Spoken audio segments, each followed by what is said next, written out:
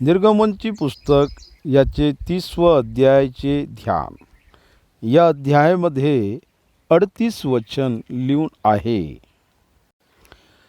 याच्यामध्ये 5 प्रधान भाग आहे आणि त्याचा वर्णन देण्यात आले आहे. समोरचे 5 वचनमध्ये धूप जाळण्यासाठी एक विधी बनवायची. कशाले बनवायची, कोणत्या कार्यासाठी बनवायची, त्याचे उद्देश का आहे आणि कसे बनवायचे, काऊन बनवायचे आणि त्याचे फळ का आहे. त्याच्यानंतर 11 वचनपासून ते 16 वचनपर्यंत प्राणाचे प्रायश्चित का आहे, त्याची मूल्य का आहे. आणि 17 वचनपासून तर 21 वचनपर्यंत पितळाचे गंगाळ बनवणे. 22 वचनपासून ते 33 वचनमध्ये गंधरसचे निर्माण कसे करणे त्याच्याविषयी सांगण्यात आले. त्याच्यानंतर 34 वचनपासून ते 38 वचनपर्यंत सुगंधित मसाल्याचे धूपद्रव्य, धूपवेदीमध्ये टाकण्यात येणारे विशेष प्रकारचे द्रव्य. या अध्यायामध्ये देवाच्या निवासस्थानाच्या मंडपामधून पवित्र स्थान आहे, त्याच्यानंतर अतिपवित्र स्थान आहे आणि अतिपवित्र स्थानाच्या द्वाराजवळ या धूपवेदी टाकण्यासाठी म्हणजे या वेदीचं बनवण्याचे आणि या धूपवेदीच्या समोर अतिपवित्र स्थानचे द्वार आणि याच द्वारच्या समोर देवाचे संदूक आणि त्या संदुकाच्या मधामध्ये देवाचे दया आसन त्याच्या समोरच. यासाठी अतिपवित्र स्थान आहे आणि अतिपवित्रच्या द्वाराचा जवळच हे धूपवेदी बनवण्यात यावे.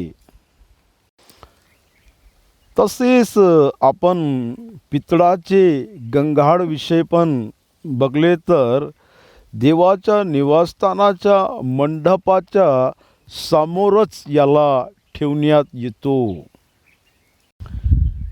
बघा, देवाच्या निवासस्थानाच्या मंडपामध्ये 3 द्वार आहे. सर्वात पहिला द्वार अंगणाचा द्वार आहे, त्याच्यानंतर पवित्र स्थानाचे द्वार आहे आणि त्याच्यानंतर अतिपवित्र स्थानाचा द्वार आहे. आपण आतमधून बाहेर येताना आतमधून देवाचे संदूक आहे आणि त्या संदुकाच्या मधामध्ये 2 कुरुबाच्या मधामध्ये देवाचे न्यायाचे सिंहासन आहे आणि त्याचं द्वारच्या जवळच धूपवेदी आहे पवित्र स्थानामध्ये आणि पवित्र स्थानाच्या बाहेर अंगणामध्ये येताना त्याच्या द्वाराच्या जवळच पितळाचे गंगाळ आहे आणि वेदी आहे. आणि हे गोष्टी आपल्याला एक अद्भुत संदेश देतो.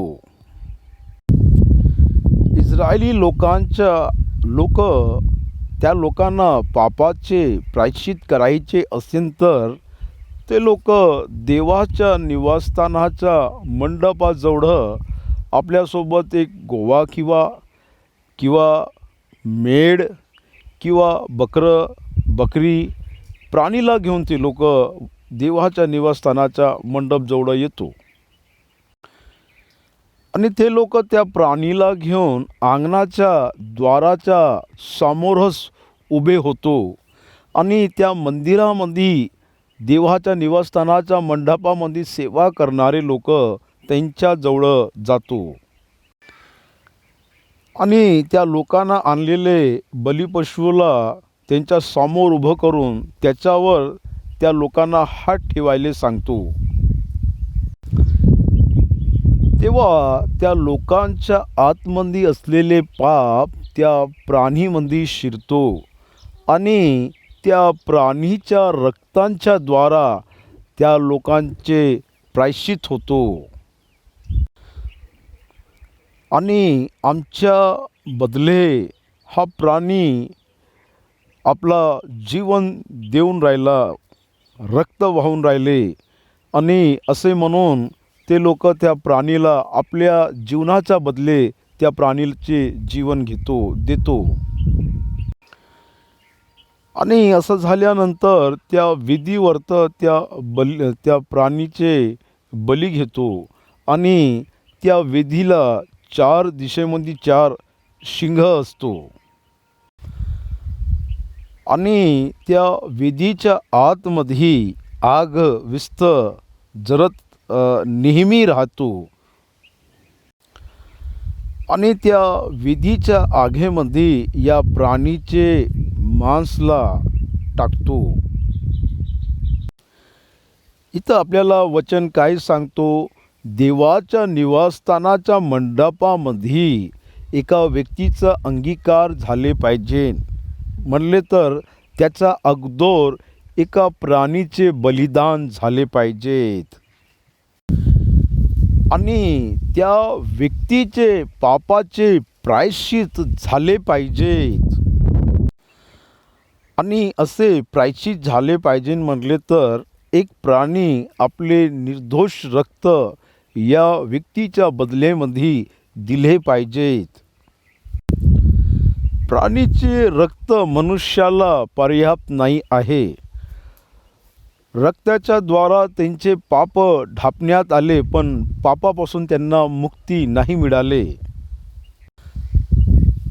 आणि जंतूच्या रक्ताच्या द्वारा वर्षोनुवर्ष पापाचे पुनरुत्थान झाले आहे. पापापासून त्या लोकांना सुटका नाही मिळाले पण त्यांचे पाप लपवण्यात आले रक्ताच्या द्वारा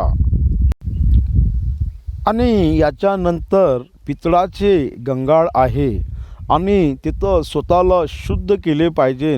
त्याच्यानंतरच देवाच्या निवासस्थानाच्या मंडपामध्ये प्रवेश आहे. बघा, देवाच्या निवासाच्या मंडपामध्ये सेवा करणारे याजक लोक होते तर त्याच निवासस्थानाच्या मंडपाच्या अंगणामध्ये सेवा करणारे लेवी होते. देवाच्या निवासस्थानाच्या मंडपामध्ये दिव्याच्या माध्यमातून देवाचे निवासस्थान दिसून पडतो आणि मेजवरत रोट्या आहे आणि तिथं धूपवेदी बनवायला सांगून राहिले आणि याच धूपवेदीमध्ये धूपाचे द्रव्य टाकण्यात आले पाहिजेत आणि हे धूपवेदी अतिपवित्र स्थानाचे द्वारा समोर असताना याच्याच अपोजिटमध्ये देवाचे संदूक आणि देवाचे न्यायासनच्या समोरच आहे आणि याच धूपवेदीचा वर धूप सुगंधित द्रव्य याचा वर असतो आणि या धूप द्रव्याचा जे पावडर असतो धूपवेदीमध्ये टाकल्यानंतर तिथले फार चांगले सुगंध त्या क्षेत्रामध्ये फैलतो आणि देवाचे निवासस्थानाचे मंडप चांगल्या सुगंधानं भरून राहतो. मनुष्यामध्ये मृत्यूचे गंध आहे पण देवामध्ये जीवनाची सुगंध आहे. यासाठी प्रभू येशू ख्रिस्त या सुगंधित द्रव्याचे चांगले उदाहरण आहे. आणि या धूपवेदीमधून सुगंध निघत असताना या सुगंधामध्ये देव याजक लोकांसोबत बोलतो. देव याजक लोकांना तिथंच भेटायचे आणि त्याच ठिकाणी देव याजक लोकांसोबत बोलायचे. देव आणि याजकासाठी फार चांगले स्थळ तिथं आहे आणि त्याच चांगल्या स्थळमध्ये फार चांगले सुगंध आहे. आणि याच्यानंतर धूपवेदीवर तर धूप गंधरस याचा उपयोग फक्त देवासाठीच करण्यात यावे आणि याचा उपयोग कोणताच मनुष्य स्वतःसाठी नाही करावे. आणि या द्रव्याचा उपयोग करत असताना चांगले प्रकारचे गंधरस आणि चांगले द्रव्य घेऊन याला तयार करावे. आणि हा द्रव्य फार शुद्ध असतो आणि तिथंच देव त्या लोकांना मिळतो आणि भेटतो. यासाठी देव येशू ख्रिस्ताच्या माध्यमातूनच बोलतो आणि देव येशू ख्रिस्ताच्या द्वाराच मनुष्याला मिळाले आणि मनुष्याचे संबंध येशू ख्रिस्ताच्या द्वाराच देवासोबत झाले. आणि येशू ख्रिस्तच मध्यस्थ आहे आणि मनुष्य आणि देवाच्या बधामध्ये येशू ख्रिस्तच मध्यस्थ आहे. येशू ख्रिस्ताच्या द्वाराच देव लोकांसोबत बोलते, लोकांना स्वीकार करतो. यासाठी विश्वासी लोकांचे संबंध येशू ख्रिस्ताच्या द्वारा देवासोबत आहे आणि अविश्वासी लोकांचे संबंध देवासोबत सृष्टी आणि सृष्टीकर्ताचे आहे. आणि विश्वासी लोकांसोबत जे संबंध देवाचे आहे वडील आणि लेकराचे संबंध आहे. आणि हे संबंध येशू ख्रिस्ताच्या द्वाराच देवासोबत आहे. आणि येशू ख्रिस्त नसेल तर कोणताच व्यक्तीचा संबंध देवासोबत होऊ नाही शकत आणि नाही आहे. धूप जाळण्यासाठी एक वेदी कर, ती बांबड्याच्या लाकडाची असावी. तिची लांबी 1 हात व रुंदी 1 हात अशी. ती चौरस असावी आणि तिची उंची 2 हात असून तिचे शुंगे अग्नीचे असावी. आणि हे वेदी बांबड्याच्या लाकडानं बनवतो आणि याला सोन्यानं मढतो आणि हे वेदी येशू ख्रिस्ताला दर्शवतो. आणि बांबडाची लाकडी येशू ख्रिस्त या जगामध्ये मनुष्य होऊन आले याला सूचित करतो आणि त्याच्यावरचं मढलेल्या सोनं हे 100% येशू ख्रिस्त परमेश्वर आहे याला सूचित करतो. यासाठी येशू ख्रिस्ताच्या द्वारा आपण जीवनाचे सुगंध होतो. आणि असे सुगंध देणाऱ्याला देव त्याच्यावरतं अनुग्रह करतो आणि त्याच्यावरतं दया करतो. आणि एका व्यक्तीच्या जीवनामध्ये शुद्धता नसेल तर देव त्याच्याशी बोलणार नाही. आणि देवाजवळ यायचे असेल तर किती शिडी पार करून या लागणार. सर्वात अगोदर अंगणाचे द्वार तिथं प्रायश्चित करून आणि प्रायश्चितच्या त्याच्या बदले प्राणीचे बली करून. आणि दुसरी गोष्टी पवित्र असलेले पितळाचे गंगाळजवळ तिथं शुद्ध होऊन त्याच्यानंतरच पवित्र स्थानामध्ये प्रवेश आहे. आणि आतमध्ये आलेला व्यक्ती त्या धूपवेदीवरत सुगंधित गंधरस तिथं टाकल्यानंतरच तो स्वीकार करण्यात येतो. आणि त्या सुगंधित द्रव्य टाकण्यामध्ये येणाऱ्या विधीला 4 शिंग असतो आणि त्या चारही शिंगेला चारो दिशांमध्ये त्याला रक्त लावणे आवश्यक आहे.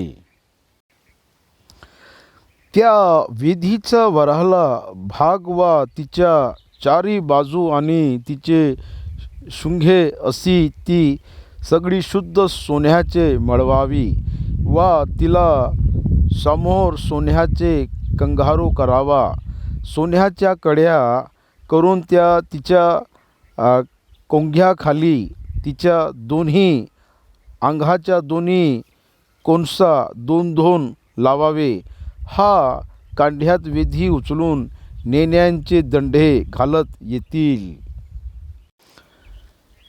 आणि या विधीला हातानं पकडता नाही येत आणि या विधीला चारो दिशांमध्ये 4 कड्या असल्या पाहिजे आणि त्या कड्यामध्ये दंडे लावूनच त्याला उपयोगमध्ये आणले पाहिजे.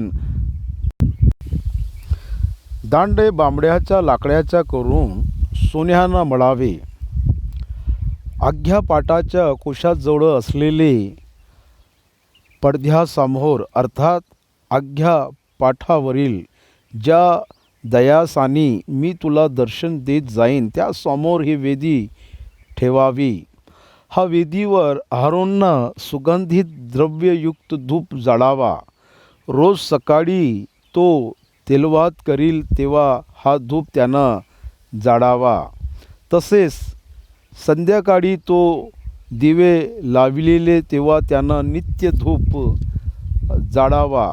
हा धूप तुम्ही पिढ्याने पिढी निरंतर परमेश्वर समोर जाळीत जावा.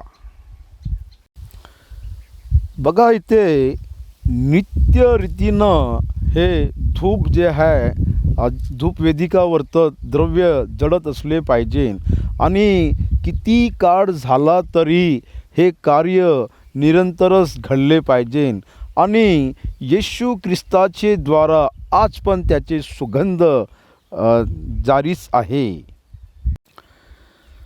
आणि या धूप वेदीवरत द्रव्य टाकल्यानंतर देवाचे निवासस्थानाचे मंडप सुगंधित द्रव्यानं त्याचे सुगंधानं पूर्ण भरून जातो.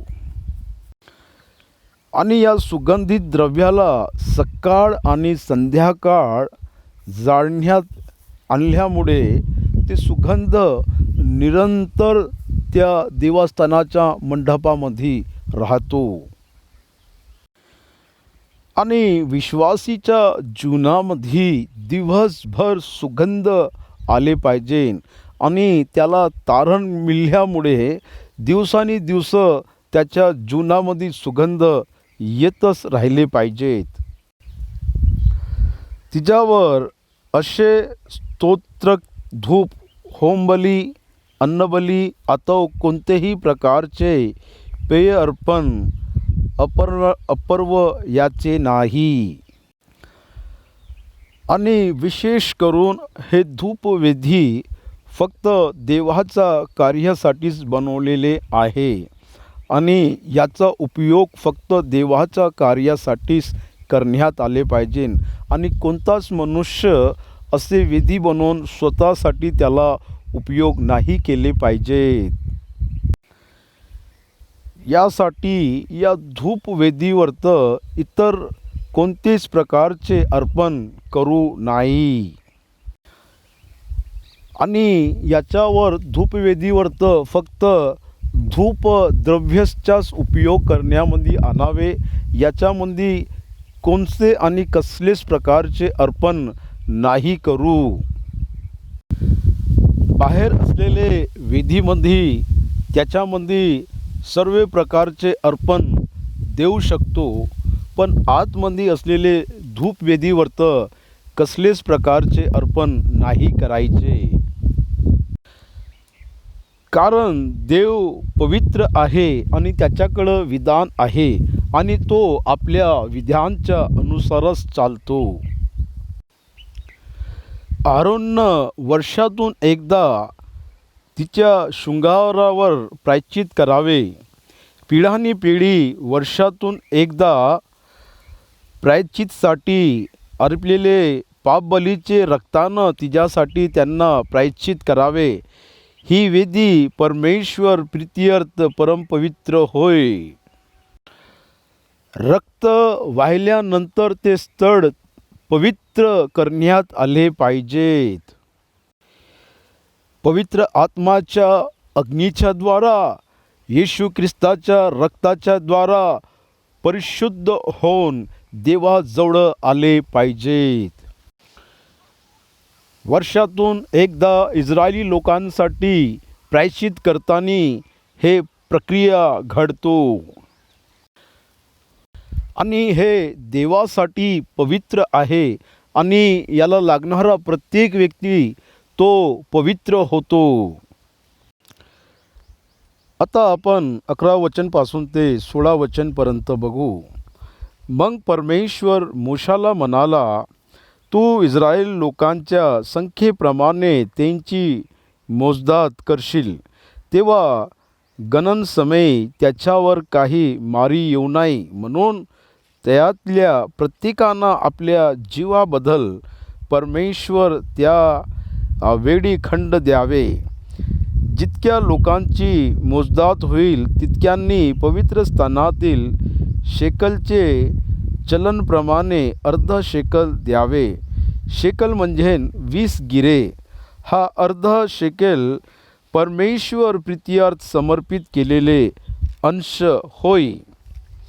20 वर्षाचा वा त्यातून अधिक वयाचे लोकांमध्ये ज्यांची गणन होईल त्यातील प्रत्येकानं परमेश्वर प्रीत्यर्थ हा अंश समर्पण करावे. याच्यामध्ये धनी असो किंवा गरीब असो, प्रत्येक व्यक्तीनं एक समान अर्धतोडस दिले पाहिजेत. आपल्या जीवाच्या बदले जे धन आहे सर्व लोक एकाच सारखे अर्धच तोडं दिले पाहिजे आणि देवासमोर सर्व लोक एकाच सारखे आहे. तुम्ही आपल्या जीवाबद्दल प्रायश्चित म्हणून परमेश्वर प्रीत्यर्थ हा अंश समर्पित कराल, तेव्हा श्रीमंत लोकांनी अर्धा शेकलच्या वर देऊ नाही किंवा गरीब लोकांना त्यातून कमी देऊ नाही. इस्रायल लोकांपासून प्रायश्चिताचे पैसा घेऊन दर्शन मंडपाचा कामास लावावा. बघा, इथं प्रति व्यक्ती इस्रायलमध्ये अर्ध तोडं त्या लोकांना द्यायचे आहे आणि इस्रायल लोकांमध्ये 6 लाख लोक होते आणि 6 लाख लोक अर्ध तोडं देतील तर किती फार मोठे धन एकत्रित होतील. आणि आज प्रत्येक मंडळी देवासाठी आणि देवाच्या कार्यासाठी दशमांश दिले असते तर आज मंडळीपाशी किती धन असते देवाची सेवा करायसाठी आणि देवाचे कार्य करायसाठी. इथं पण देवाचे निवासस्थानाचे मंडप बनवण्यासाठी प्रत्येक व्यक्तीप्रमाणे अर्ध तोडं धन जमा करण्यात येत आहे. हा पैसा इस्रायल लोकांच्या जीवाबद्दल प्रायश्चित दिल्यानं स्मरक म्हणून त्या प्रीत्यर्थ परमेश्वर समोर राहील. येशू ख्रिस्त या जगामध्ये असताना तो फिरत सेवा करताना येशू ख्रिस्तानं सांगितले की तुमच्या जीवाच्या बदलमध्ये असलेले धन तुम्ही जाऊन मंदिरामध्ये दिले पाहिजे आणि एक कुडीला तो स्वस्थ केल्यानंतर याच्या बदले जे भेट ठरवली आहे ते पण तू मंदिरामध्ये जाऊन चढवले पाहिजे, याची शिक्षा देत आले. देवाच्या उपस्थितीमध्ये कोणी पण खाली हात नाही आले पाहिजे. प्रत्येक व्यक्ती देवाच्या उपस्थितीमध्ये येत असताना त्याच्या जीवाच्या बदले त्यानं काही दिले पाहिजेत आणि तो देवाला आभार व्यक्त करून निश्चित तोरणं तो अर्धा तोळं चांदी दिले पाहिजेत. आता आपण पितळाचे गंगाळ बघणार आणि हे पितळाचे गंगाळ अंगणाचे द्वारपासून तर वेदी आहे आणि त्याच्यानंतर पवित्र स्थानाचे द्वारसमोर पितळाचे गंगाळ ठेवून असतो शुद्ध होण्यासाठी. मग परमेश्वरानं मोशाला सांगितले, तू धुण्यासाठी पितळाचे एक गंगाळ बनवावे, त्याला पितळाचे बैठक करावी, ते दर्शन मंडप आणि वेदी यांच्या दरम्यान ठेवून त्यात पाणी भरावे. मग याजक लोक तिथं स्वतःला शुद्ध करून त्यानंतर ते लोक पवित्र स्थानामध्ये प्रवेश करतो आणि आज पण आपण हे आचार बघू शकतो. आणि हे आपल्या जीवनाच्या बाहेरी भागाचे शुद्धीसाठी नाही, पण आपल्या अंतरात्म्यामध्ये पण शुद्धी करण्यासाठी ठेवलेले हे पितळाचे गंगाळ आहे. आरोन आणि त्याचे पुत्र त्यांनी आपले हातपाय त्यात धुवावे. दर्शन मंडपात प्रवेश करण्याचे पूर्वी आणि वेदीपाशी सेवा करण्यास म्हणजे परमेश्वर प्रीत्यर्थ हव्य जाडव्यास जाते वेळी त्यांना आपले हातपाय पाण्यात धुवावे, नाहीतर ते मरतील. बघा, इथं जो शुद्ध नाही करत तो इथं मरतील आणि हे आवश्यक आहे.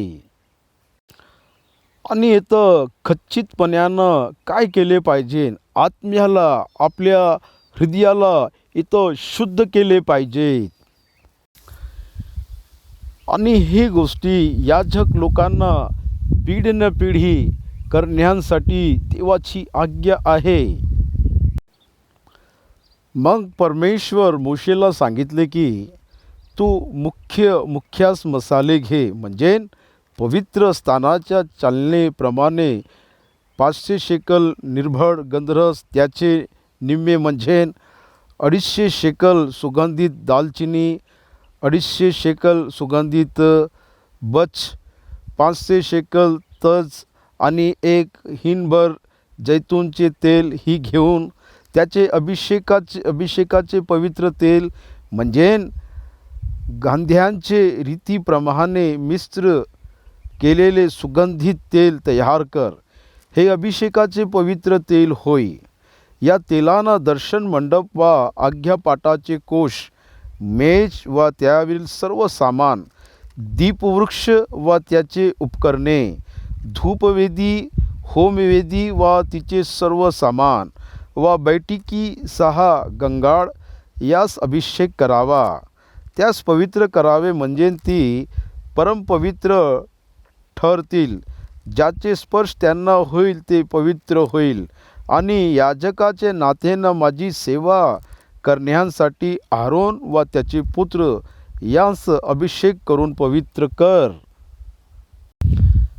आणि वेदीवर्त असलेले सर्व वस्तूला या तेलांच्या द्वारा त्याचे संस्कार करतो.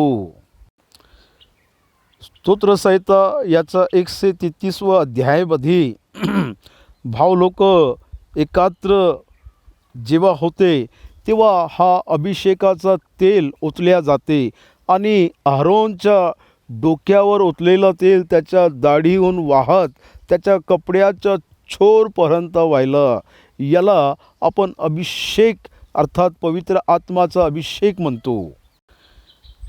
आणि बंधून लोक मिळले तरी बघा, इथं लिहून आहे का हा सुगंधाचा अभिषेक आहे. आणि या तेलाच्या द्वारा प्रतिष्ठ करून त्याला विशेष ठरवण्यात आले पाहिजे आणि त्याची प्रतिष्ठा झाली पाहिजे. आणि वेदीला स्पर्श करणारा व्यक्ती पवित्र होतो. यासाठी देवाचे सेवा म्हणजे ते लोक प्रतिष्ठित आणि प्रतिष्ठित करण्यात आले आहे असं दिसतो आपल्याला. आणि देवाच्या सेवेमध्ये विशेष गोष्टी म्हणजे सेवा करणारे व्यक्ती त्याला स्पर्श केल्यानं ते लोक पवित्र होत आहे आणि पवित्र पण होत आहे पण प्रतिष्ठित होत आहे आणि ते लोक ज्याला स्पर्श करीन ते लोक पण पवित्र होतील.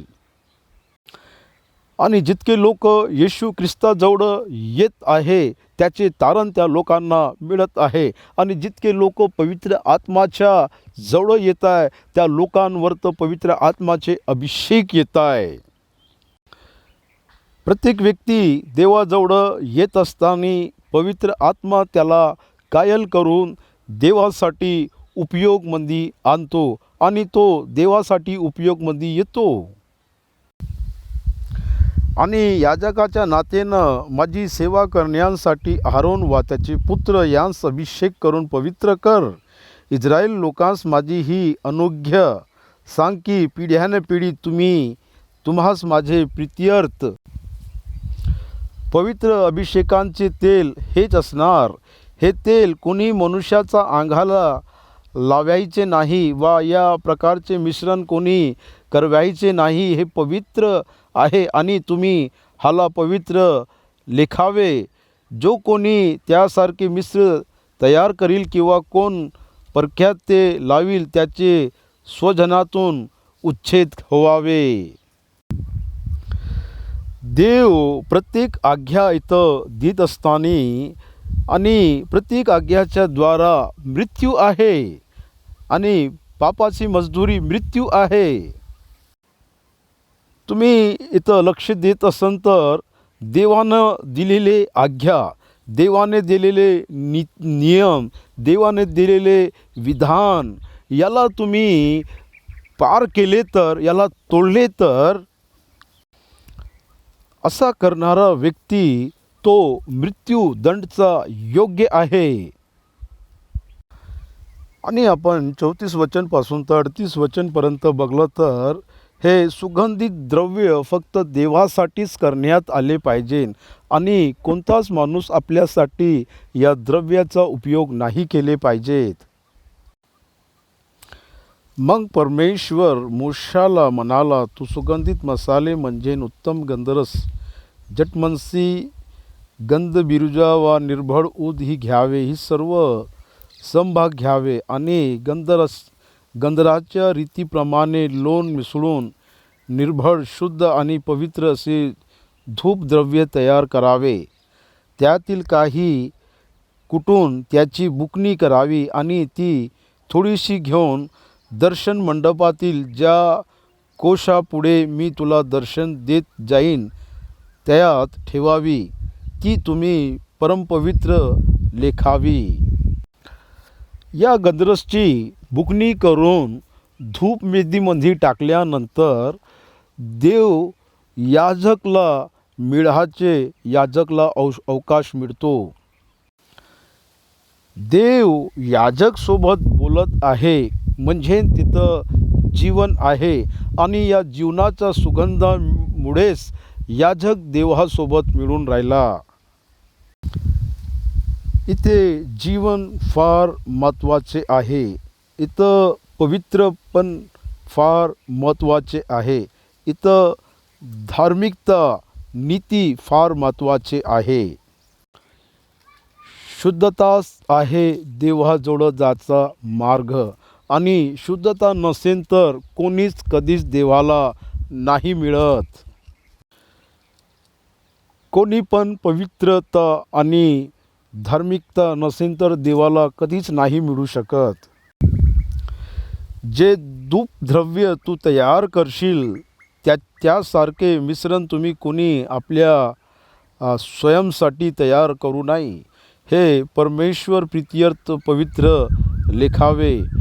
कोण वास घेण्याकरिता असेल काही तयार करील तर त्याच्या स्वजनातून उच्छेद व्हावे.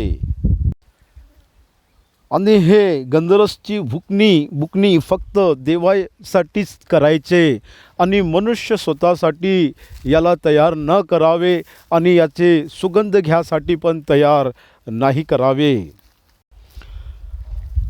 आणि असे कोणी करतील तर निश्चित तौरनं त्यांना मारले जातील. आणि येशू ख्रिस्ताचे बगैर कोणीच देवाला नाही मिळू शकत. ख्रिस्ताच्या द्वाराच देव मनुष्याला मिळतो. ख्रिस्ताच्या द्वाराच देव मनुष्याला भेटतो. ख्रिस्ताच्या द्वाराच देव मनुष्याला जीवन देतो. आणि हेच लोक देवाजवळ निर्दोष आणि निष्कलंक आणि पवित्र दिसतो. देवाचे निवासस्थानाच्या मंडपामध्ये असलेले प्रत्येक वस्तूला आपण समजून घेऊन त्याचे अंमल केल्यानंतर देवच त्याला पवित्र करून घेतो. देवच देवाच्या लेकराला शुद्ध करतो. देवच प्रत्येक गोष्टीला शुद्ध करतो. तुमच्या जीवनाविषयी देवानं श्रद्धा घेतली आहे, तोच तुम्हाला जवळ घेतील आणि तोच तुम्हाला शुद्ध करतील. देव तुम्हाला अंगीकार केल्यामुळे तो तुम्हाला त्याची सेवासाठी तयार करून राहिले. देवाची आज्ञा पालन केल्यामुळे तुम्ही देवाचे आशीर्वादाचे पात्र होतील. यावेळी प्रत्येक व्यक्ती वचन ऐकणारे लोकांसोबत मी विनंती करतो, धूप वेदी जीवनाचे मोल आणि पितळाचे गंगाळ आणि सुगंधित द्रव्य या वस्तूच्या द्वारा आपण 30वा अध्याय आपल्याला सर्व काही सांगितले आहे आणि इथं आपण 30वा अध्याय इथं संपवू.